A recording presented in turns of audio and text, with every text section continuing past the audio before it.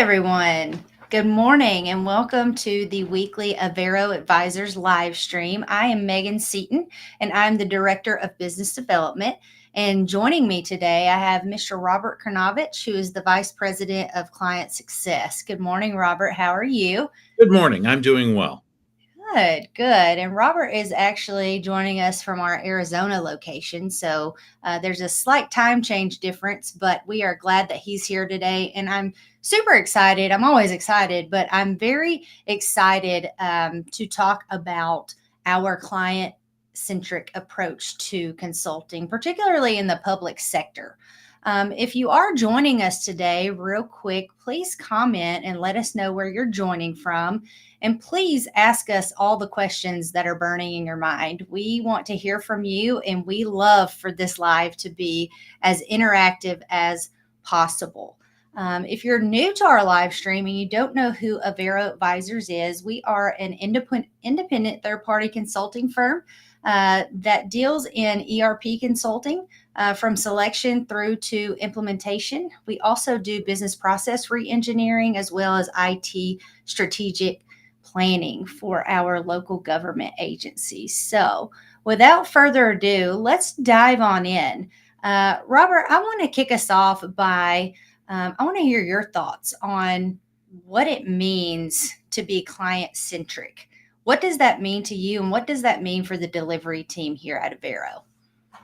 So, consulting in general seems to suffer from this same sort of concept of consultants are usually brought in to essentially be troubleshooters to fix a specific problem. Either it's in the contracting language or it's in the RFP that we respond to get the work.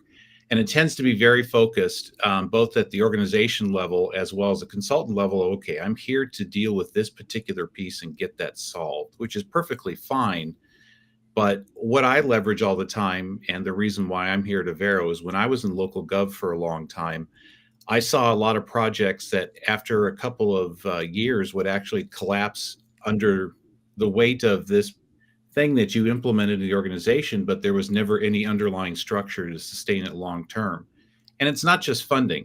It's easy to take one-time dollars and identify a problem in local gov, but if you don't build the sustainable funding, if you don't make sure that the organization has the resources it needs to keep that being successful, that there's a mindset change, that there's change management that's been brought in to set that up, it's real easy to grab someone on your staff and plug them into a project for 6 months. And then usually when that project is over, that person has to go back to their regular job. A lot of people have their job description, and then they've got 20 other things that they're also required to do, especially in smaller organizations.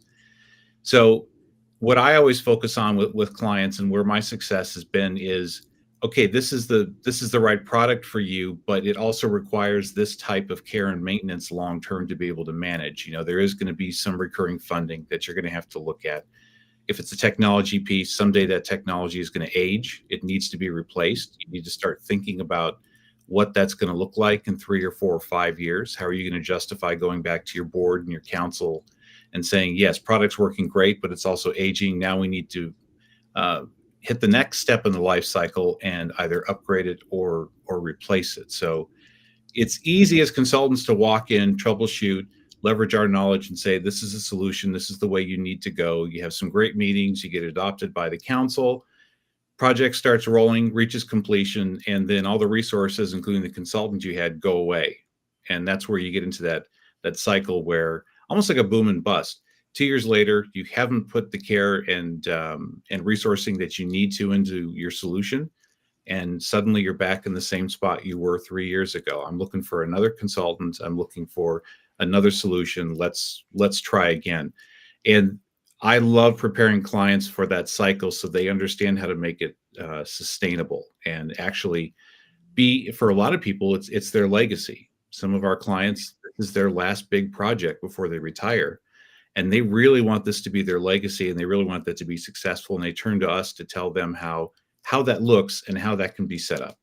Yes, and we call this guided results. If you guys have seen any of our branding, that slogan, guided results, is there for a reason, because we do ensure that we do more than just consult. We guide, we advise, we deliver, and we hold our client's hand every step of the way. And I really do feel like that is what sets us apart. Here lately, we've gotten some feedback from some RFPs that we've gone after, and we're always, bad. We get the red check mark because of the lack of experience, right? And Robert, you brought up a good point about we don't just go in and check a box. So, how do you feel that? How do you think the approach is with some of these firms that have been around for 50 plus years? Do you think that it's easy for them to get to a place where they're just checking a box? And then, how do we ensure that we do not deliver like that? Yeah, I make sure my clients are smarter coming out of this. They understand the decisions they have. Ideally, at the end of the engagement, before we move on to some helping them out with something else, is I want them to be just as smart and savvy as we are about all this. Because again, the organization itself is the one that's going to be able to keep and sustain these Mhm. things.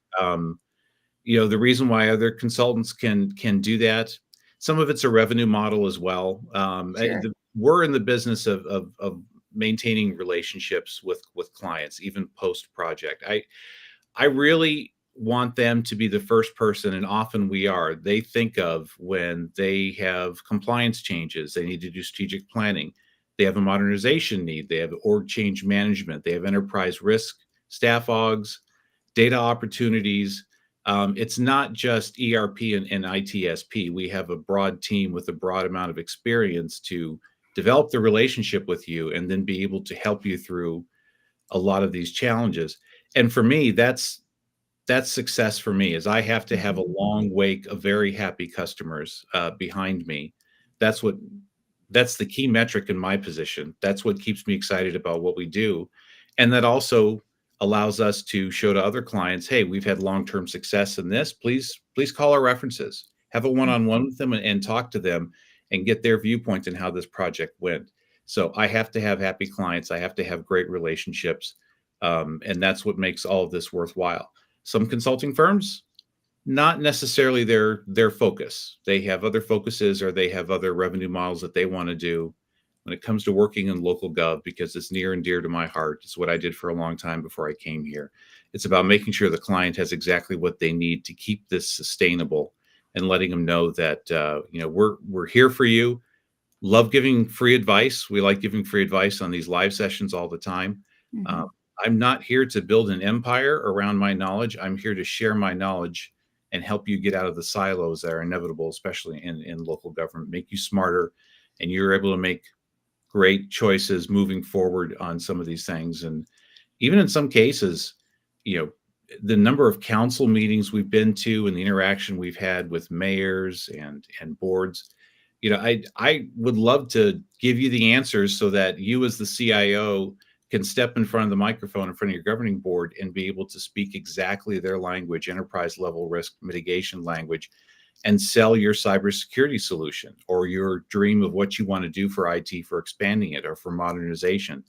We're not just there to look at the specific thing that needs to be fixed. And we'll talk in a little bit about a case study where is a little more typical of our clients, where started off as one thing and then quickly expands into others once we show our value. Hmm.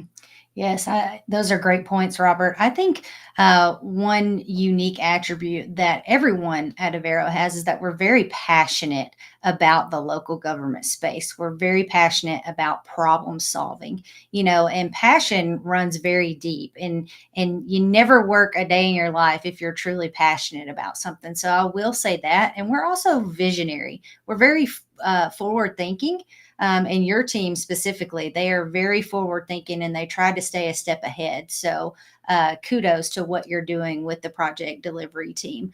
Will Thank you give our viewers a little bit of background? Robert's been on before, but I should have said this in the beginning. Robert was a client before he came over to Avero. So, can you talk a little bit about that and what your experience was as we're talking about this client centric approach? Yeah, so the story I love to tell is our CEO AV answered a proposal we put out when I was working in local gov on some IT strategic planning, and we had a short list of three finalists that we brought in to present to us, and AV blew away the other two firms. A lot of them came in with sort of a cookie cutter template of, okay, this is the size of your organization.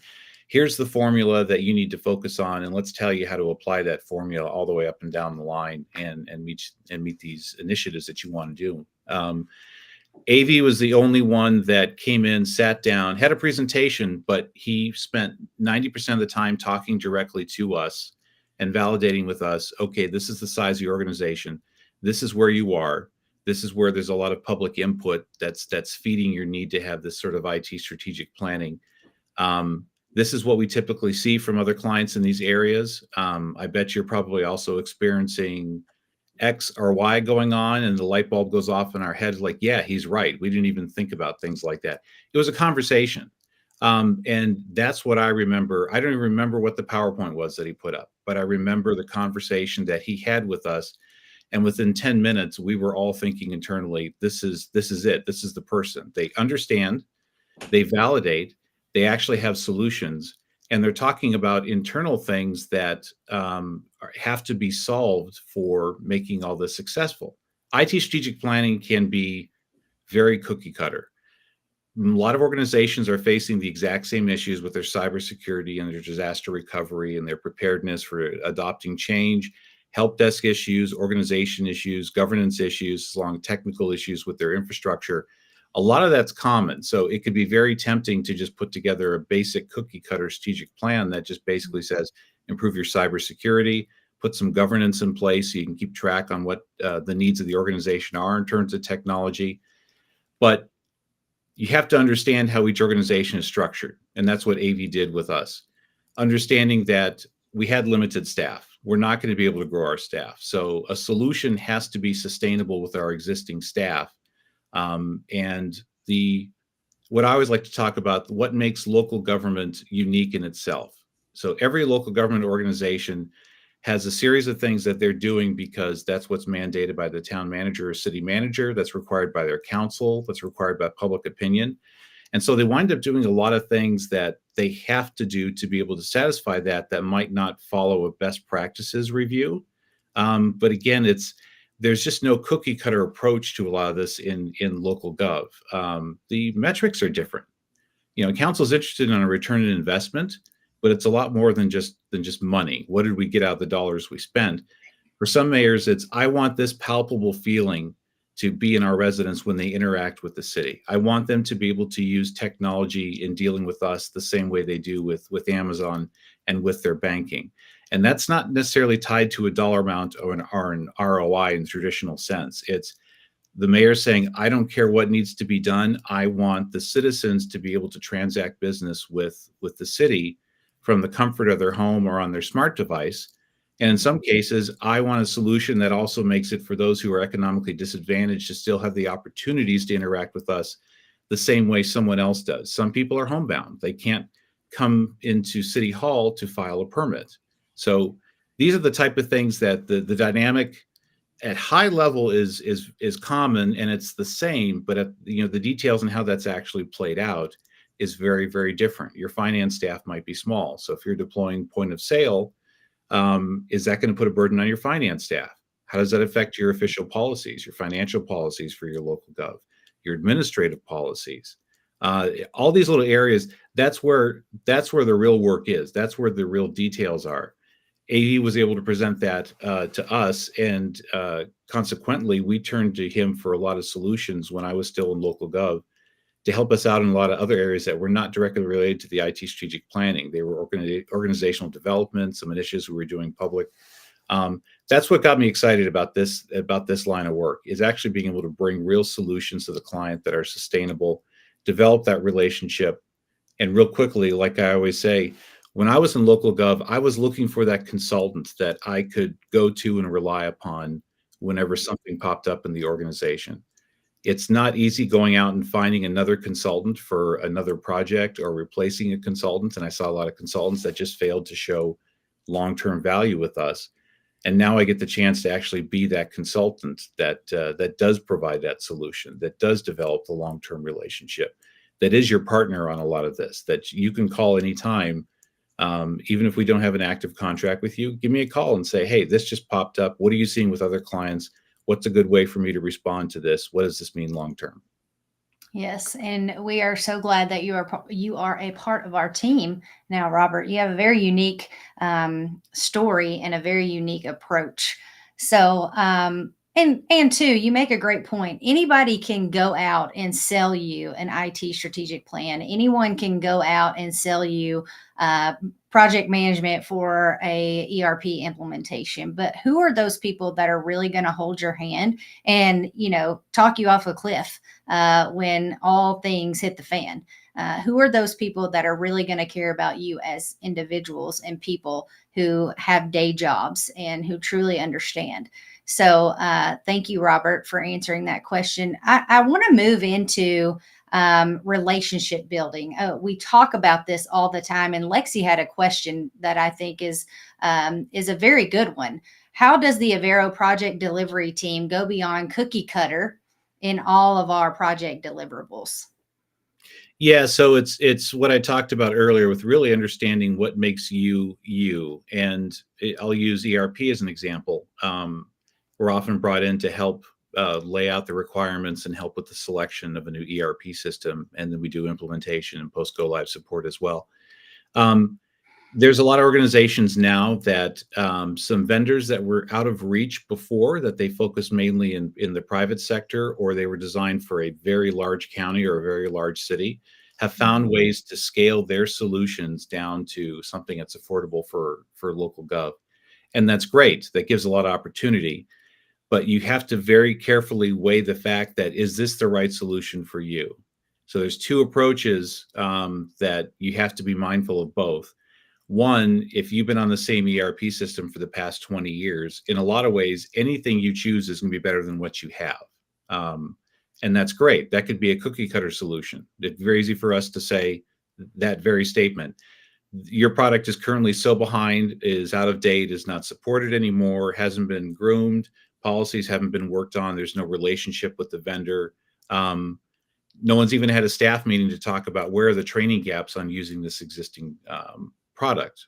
It's one Mhm. way to possibly re-leverage a useful ERP system, but if it's already that far out of date, it's a lost cause. It's easy as a consultant to say, well, you're going to be really happy with this solution, so why don't you just direct select these folks? The vendor is going to come in, software vendor is going to come in with us, and we'll figure out how to shoehorn you into this new system. And that's the problem right there. Because again, I can give you a solution that does some really incredible, impressive things. But if it now triples the staff time that your finance department needs to have to make that ERP system useful, it's not going to be sustainable. So, Mhm. real easy to cookie cutter you into an ERP system and say it's better than what you've got. But really, it's not going to be successful unless I find the right ERP system that is going to work for you long term, that focuses on what you need today in terms of your reporting needs, and isn't just something that's nice and flashy and looks good, but you'll never have the staff time to support it or even develop a lot of these modules because it's simply outside of your resourcing scope. That's where knowing the client and understanding what that relationship is and making the balance between, you guys really should add a position here so that they can deal specifically with this part of payroll or public interaction or a portal that you use with your vendor. Um, Being able to identify what's a real solution with them in areas where they do need to expand and grow in terms of their resourcing, but at the same time realizing that resources are finite, and a lot of technology projects are purchased with one-time dollars. So I don't Mhm. want to lock you into a solution that's not going to work for you, but I also don't want to inhibit you by having you just get us another solution that has about the same functionality as your prior one.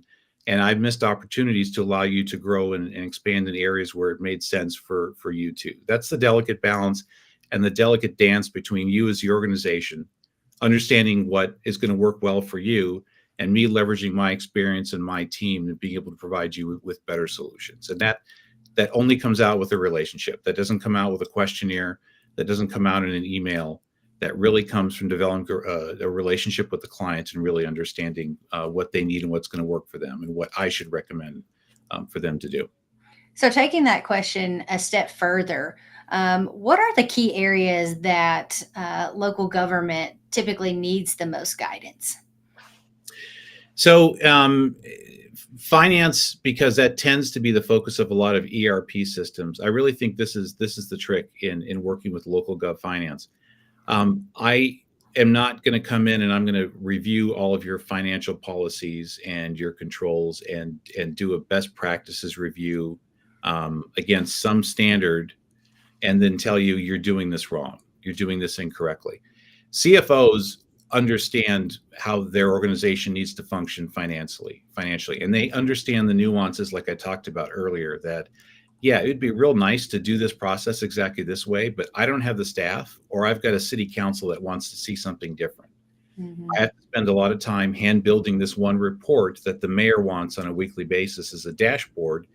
And a lot of systems don't necessarily do it this way because it doesn't follow GAP or GASB or any sort of compliance or any other sort of standards necessarily. So again, you have to focus on those things that help you understand what the organization needs and what's going to be a solution for them, and not just come in and go, okay, this is the standard way the financial should run in this area. You need to go out and hire 4 more people to be able to fulfill this process and do this correctly. It simply does not work in local gov. They don't have the resources, they don't have the time, and local gov likes being unique in a lot of ways. And so each council and governing body is going to have a different approach as to how they want to message what their city does, what they consider priorities, and also show that they're listening to their citizens as well. So there is just not going to be, a fix it and forget it solution like a lot of people are actually looking for. That's the other part of the relationship process, is getting organizations to understand that there's no just set it and forget it solutions on a lot of these things. Too much evolves. Your compliance evolves, your public evolves, your financing evolves. You evolve as a CFO, so does your staff. And it's not necessarily just promotions; it's your job role changes over the years. And then the most important one, I get a new mayor or I get a new council on a regular basis. What am I going to do now? Because this mayor has different things that he or she would like to see done, and it's imperative that I respond to that. You know, are you going to give me a system that allows me to be flexible to leadership changes within the organization? Kim, since we're talking about relationship building, I think it's important to discuss the importance of the relationships with other vendors who may be working with our clients at the same time, because I think that's important too. Sometimes we have to protect our clients from those vendors, and we do have to work alongside them to really deliver what we say we're going to deliver. So, can you touch on that just a smidge, Robert? Relationship building with other vendors who are also working for the same outcome. Yes, client advocacy is what I call it, and it's what I was missing the most when I was in local gov, procuring software and vendors and project management services. Um, Software companies used to have a model where they would, and I'm going back at least a decade on this in particular. You had a customer care representative that was actually your advocate. They weren't an employee of the software company, but they were the ones you called when, hey, this training plan is not going to work for us, or this training session didn't go well today, or we tested the system upgrade and it seems to have broken this critical process for us. What can we do about it? And your customer care representative would go, okay, let me take a look. Let me talk to development and see, maybe we'll have you skip this particular upgrade and we'll have it ready for the next one. Um, and they would run down a lot of things internally in their organization, their software company, to your satisfaction. Those are long gone. Those days are long gone. There really is no client advocate, and you're dealing with a complete imbalance of expertise. You have local governments who the last time they replaced ERP was 15 years ago, and those who were the decision makers in that ERP system are long gone. They didn't leave a lot of documentation, and they just don't. Your existing staff just doesn't know what is out there right now today that would help your organization. On the other side, you have software vendors that are very skilled at implementing their software, that know all the technical requirements of it as well. They know exactly what go live should look like in terms of their term, but they also have a revenue model which basically says, my best profits is if I sign you and I get you live in 6 months. So there's that gap in between where we've worked with a whole variety of vendors. We've worked with a variety of local gov and quasi gov and nonprofits. And so we fill that gap of, client, tell me what you need, which is early in our relationship. We figured that out. And then let me be the bulldog with the software vendor to make sure that, simple things like, software vendors are going to want to get as much of their money up front as they possibly can. They're trying to recoup the cost of their infrastructure. Well, until you actually put something in front of that client that they can actually use, you probably shouldn't pay right out of the gate for your entire software package. Let it be milestoned. When the client sees the results that they're happy with, that's the time when you pay for that milestone and then move on to the next one. And local gov's not going to necessarily understand how to do that because they don't do an ERP replacement every day. And software companies are like, what's the deal? We're the expert on our software. All you need to do is go into this environment and start playing around inside of it, and then we can take you live in like 3 months. Neither of those strategies work. That's why you need someone in the middle who understands what this looks like, who's worked with all these vendors, who understands the intricacies of some of these vendors, that they're also having resourcing issues, that they are not able to necessarily keep project management staff up to the levels they need.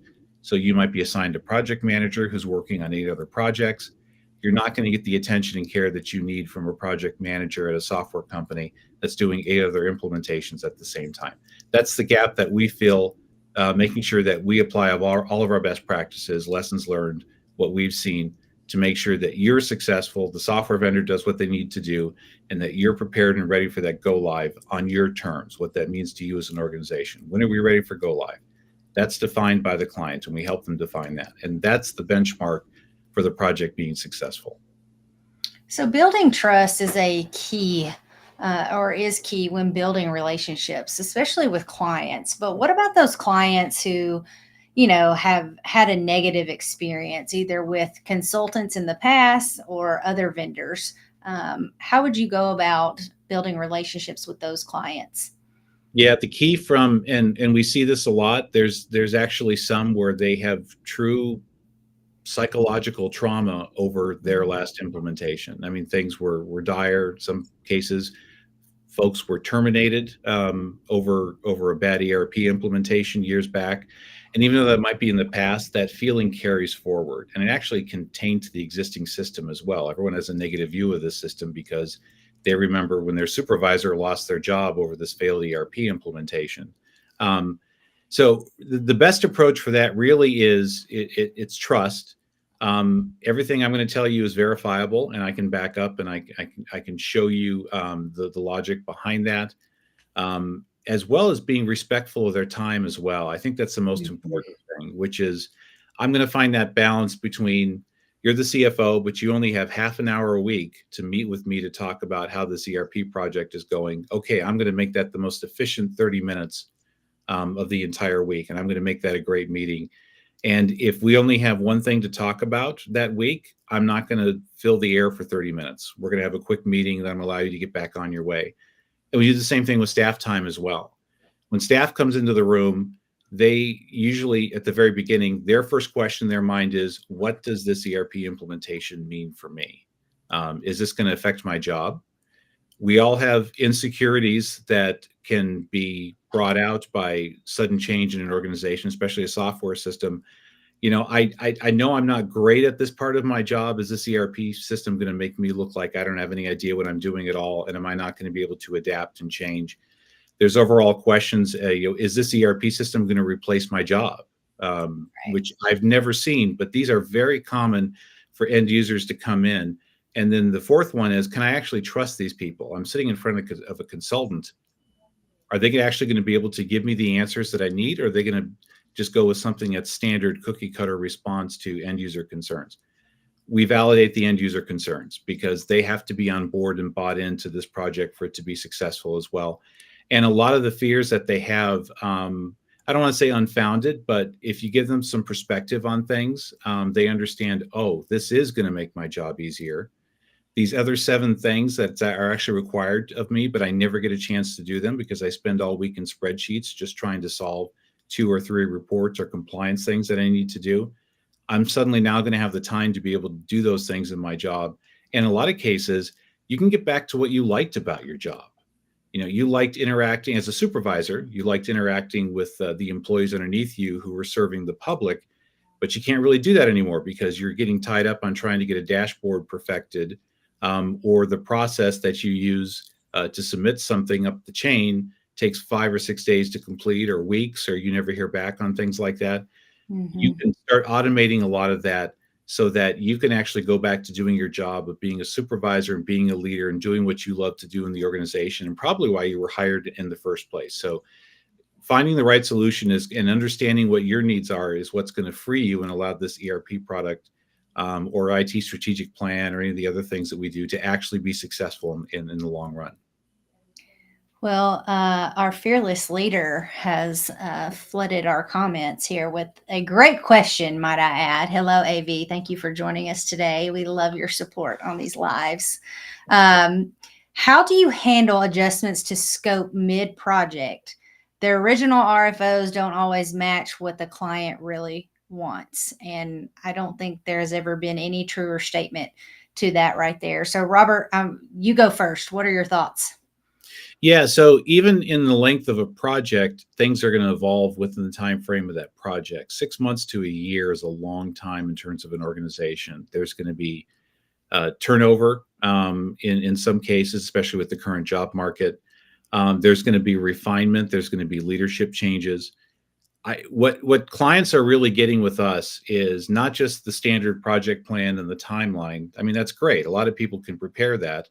In an ideal world, if the project follows everything that's in that timeline and that budget, you don't need a lot of consulting. Well, the reality is there's always a project variable, especially the larger the organization. Mhm.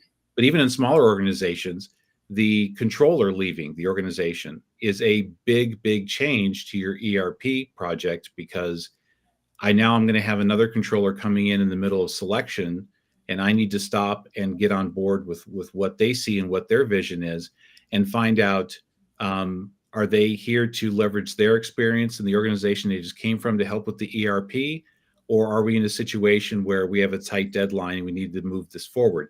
You have to bring the new people along for the ride on that, and a lot of that is just listening to their concerns and getting information from them and their viewpoint, and understanding their experience, and not just saying, hey, congratulations, you're the new controller with the city.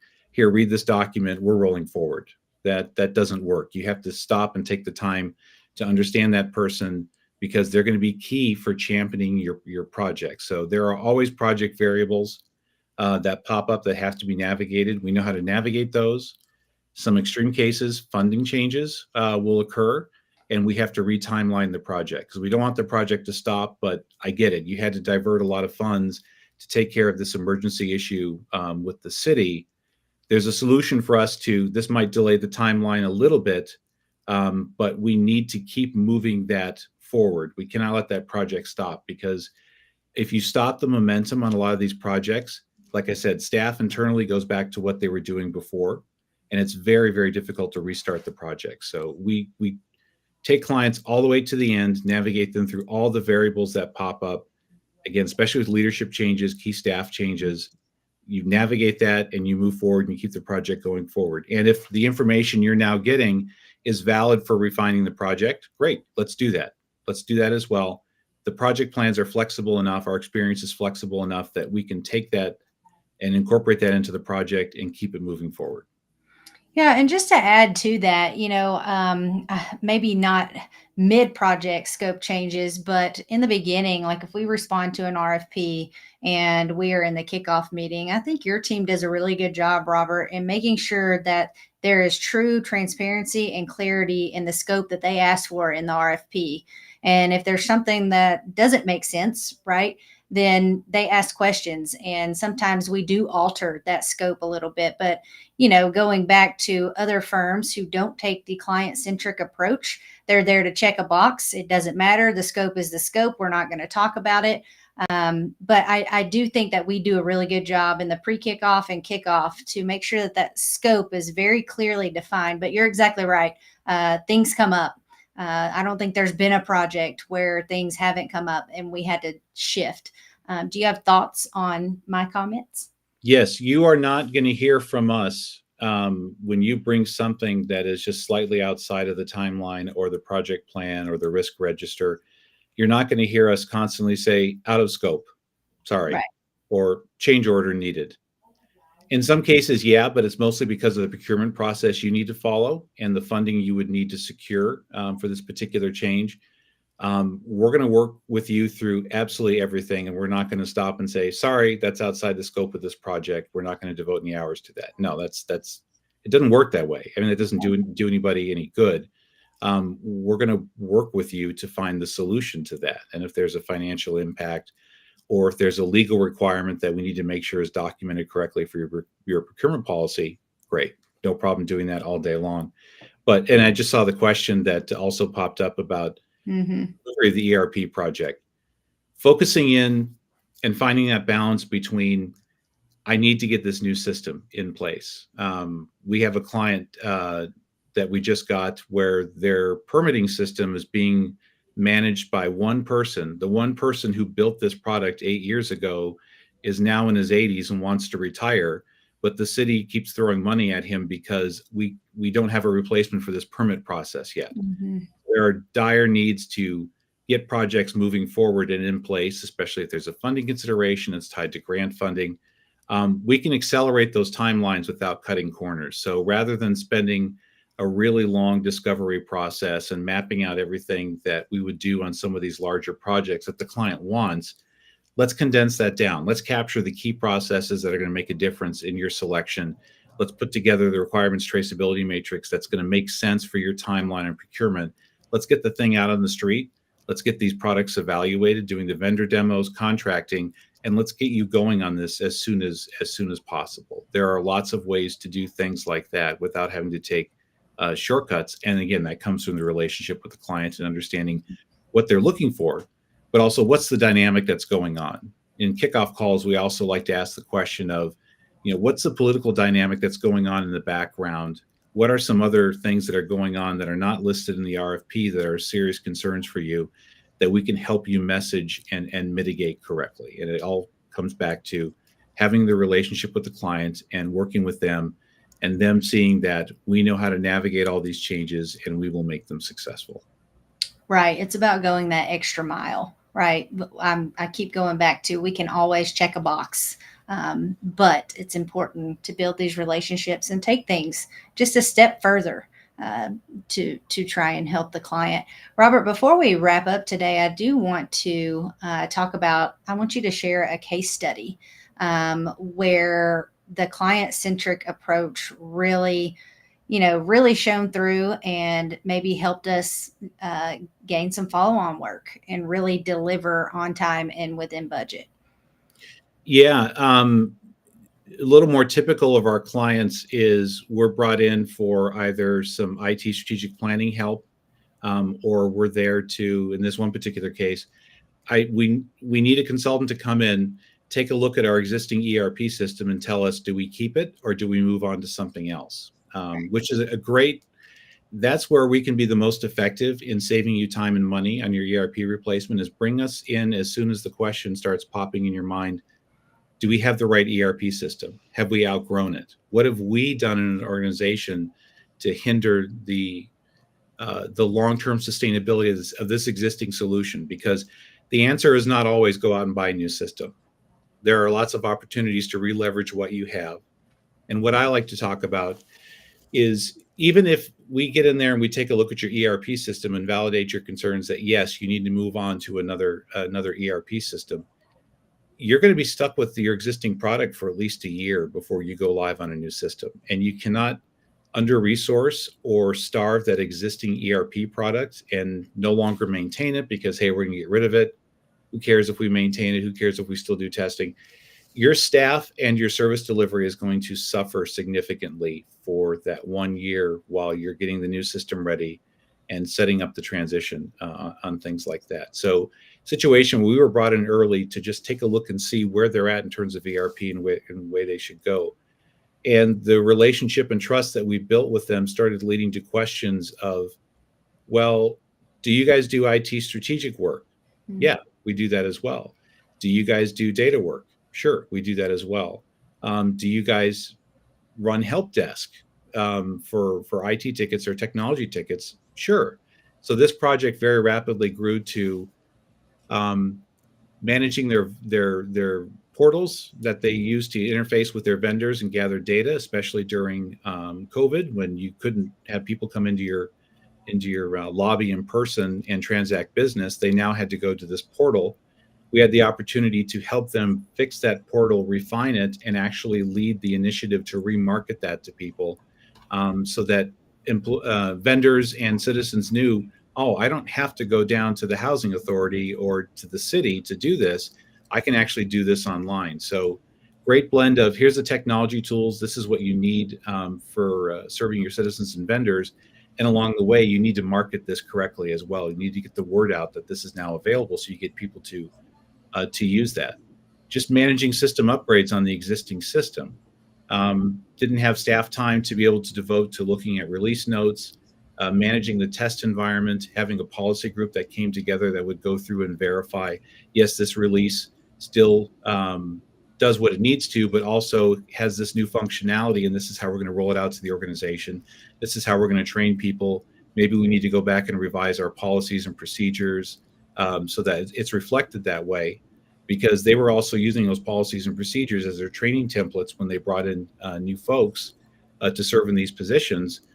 You need to make sure they're trained on the product that you're actually using. It's not useful to use a training plan that's 2 years old, and the minute you kick them over into the new system, they're like, that's not what the documentation looked like. So even just managing things like that, best practice reviews in areas where it's appropriate, in terms of both what the software vendor has as well as cybersecurity policies, making sure that you're where you need to be on cybersecurity, filling that gap, um, helping you project plan with your IT department so they can roll out technology. We also have resources where we can help you roll out that technology.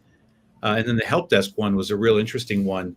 Um, we were able to embed one of our associate consultants into the help desk process so that they could see what was coming in from end users and determine, is this an IT issue? My monitor's not working, my computer's not working.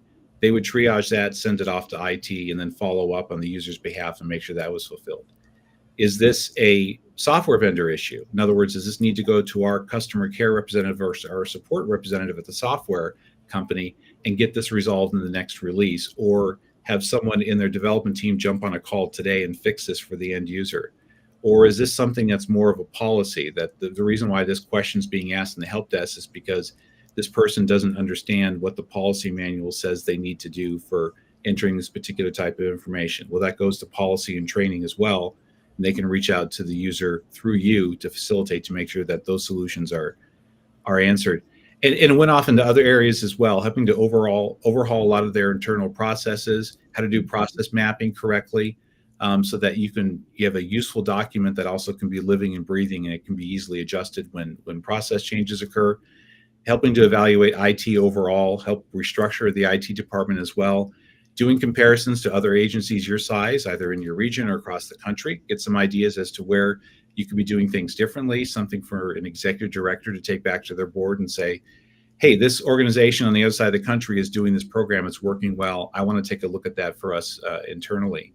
Even just gathering staff perspective on the systems that they're using, not necessarily ERP, but the systems in general, and being able to recommend solutions that are now affordable and easily attainable to solve these things, whereas 2 or 3 years before it was simply overpriced and it was only available to the private sector. So helping them dream, as well as deal with customization and third-party interfaces, get a handle on your programming, your specialized programming that you're having to use with your existing ERP solution, and making sure that you're just not defaulting to, oh, ERP system doesn't do this, I'm going to hire someone to come in and do some custom programming. Appropriate, but has to be balanced. So There's a lot of other areas that are reached into as well, but those all came from questions from the client of, do you guys also do this? Can you also handle this? And it's yes, we have the staff and the breadth of experience to take on anything that you need to do, even enterprise level things, looking at enterprise level risks, not just necessarily IT, but just the overall liability that the organization's carrying, and how can modernization or your approach to modernization help mitigate that and get you better control over something like that. Right, right. And none of those things would have happened if the delivery team did not do their job in communicating effectively, showing transparency, and showing that they care. Right. Our team is very passionate about the work they do, and I'm very excited to see what the future may hold. Robert, I really enjoyed this discussion today. We might could do, I always say this, we might could do a part two. We need to come back and revisit because I think there are some things we didn't necessarily get to dive into today. But this was great. This was a great conversation. We may need to get this trademarked, but we always say these types of projects that we engage in every day in the local government space are not technology projects. They're not. Anybody can sell you a piece of software or a new ERP system. These are people projects. These are people. Who are those vendors? Who are those consultants that are really going to get in there and uncover where the bodies are buried and be transparent and do some of these communication and relationship building type things that you really need to do to uncover what's really going on. So, with that being said, Robert, my key takeaway today is make sure that you truly understand from a local government perspective how you want to do business and what your overall goals are for your project and who's going to be the best vendor to truly take care of you and get you to that next level. Did you have any last words or key takeaways that you wanted to share with our audience today, Robert? It's just like you said, it's the relationship. It's under the part of understanding the client correctly is having the relationship with them so that you can, because people don't come to a discovery meeting with every single thing on their mind from the past 2 years. They tend not to get to everything in that list. So it's the follow-up conversations. It's the ability to know that when they call, they're going to get someone answering on our end, that's so they can say, you know what, I completely forgot about this, but this is also an important factor we need to look at as well. Great, let's get that incorporated. And it only comes from having a relationship with the client where we trust each other, we acknowledge each other, we listen to each other, and that's what it boils down to. Clients are, in a lot of ways, they're buying a relationship, not just a solution. They're buying a relationship, knowing that we're going to be there for them. They are. And back to our slogan, guided results. There's a reason it doesn't just say results. And no, we are not we we're not a gym and we're not personal trainers. Somebody asked me that at a conference one time. We do not do that. So I should have laid that out in the beginning, but guided results. What does that mean? It means that we are truly going to guide you however we see fit and however you want us to through your end result. So thank you today for joining us. We go live every Wednesday. I haven't been live in a while. Typically, it's our founder and CEO, AV. But if you guys would like to hear us chat about something that's on your mind or something that we haven't discussed before, we are available on every social media platform and we are very easy to get a hold of. So, with that being said, I hope everyone has a fantastic week and we'll see you next time. Thank